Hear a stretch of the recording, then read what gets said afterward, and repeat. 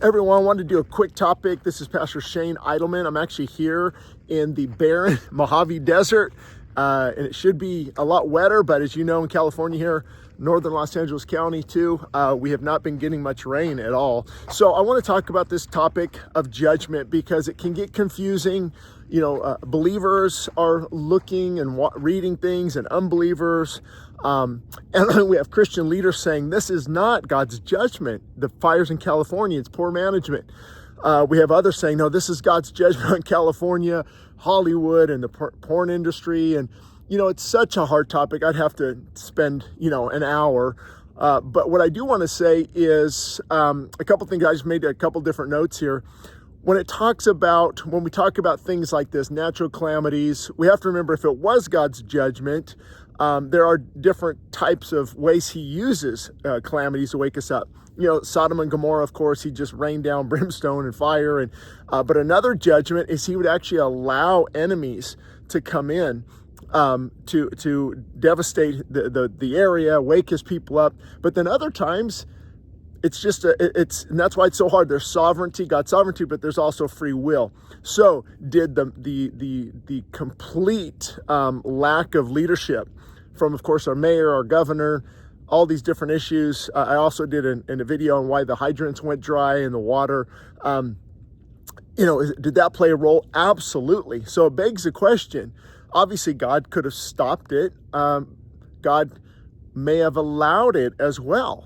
So that's where I can't say. I see why they're saying this is not God's judgment, because they're responding to the hypercritics, almost excited that California's being judged, and I would agree with them. We don't know this is God's judgment, but how do we know that God is not allowing this as a form of, hey, waking us up, waking his people up, turning back to God? And that's why I want to be careful on either side. I definitely couldn't say this is not, God is not allowing this, or God is not using this as a form of judgment. I couldn't say it. How do we know God? How do we know what he's doing? But on the other hand, we can't say this is God's judgment. California deserves it, because there's a lot of great people in California, a lot of great churches. We just helped a church in that area, Palisades, and friends who lost their home. And so you can't say one way or the other. However, we do know that I believe that the only thing keeping even more devastation away from California, United States, is God's remnant church.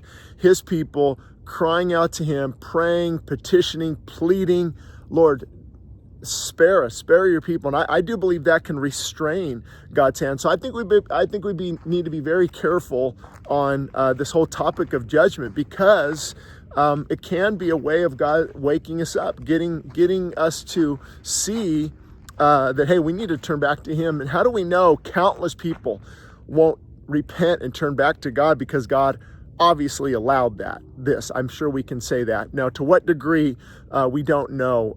Is it for any, because what about Austin, Texas? What about San Francisco? What about Miami?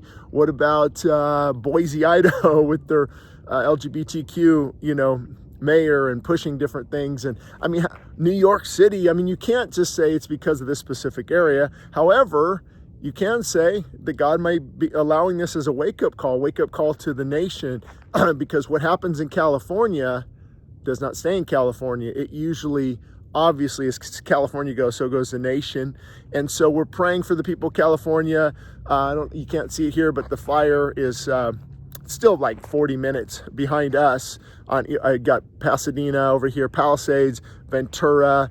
And so that's my thoughts on it. I don't think we should rush on either side. I have no problem with some of the Christian leaders saying this is not God's judgment, because they're rebuking a lot of those people who are just arrogant and just coming against California, coming against the good people of California. But on the flip side, I can't say, oh, no, this is all incompetence. This is only because of our mayor and our governor and all these things.